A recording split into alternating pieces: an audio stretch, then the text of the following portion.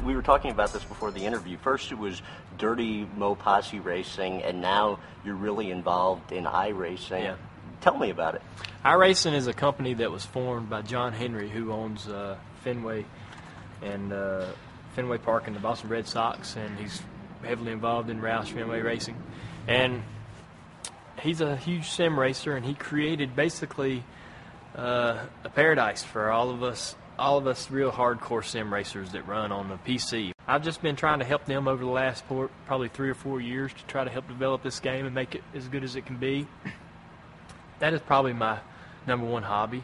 I have a lot of other different things I do, riding four-wheelers and just being outdoors and hanging with my buddies, but building computers and working with computers and racing simulation games on the computer is probably my number one hobby, and I spend a lot of time doing that. And you aren't joking around either, because attached to your computer is a steering wheel and a pedal. What's involved, whether it be iRacing or Dirty Mo Posse Racing? Yeah, you got to have a good pedal, and there's guys now that are building these custom pedal setups, these racks, and I don't know. We spend a lot of time doing it, man. I mean, a good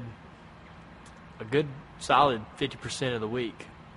And you said which I thought was surprising, that the online racing will actually help you in a race on an unfamiliar track. Sure. How so? Well, the tracks in iRacing, they go laser scan the racing facility, the actual track.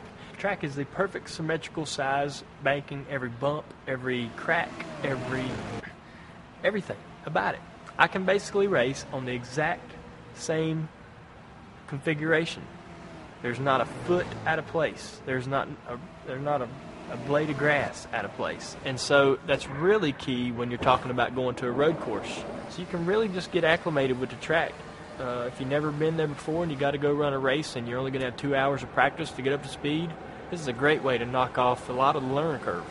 So if I'm a fan watching this and thinking, come on, I know how to race online, I can take on Dale Earnhardt Jr., how would the average fan watching this be able to race you? You online?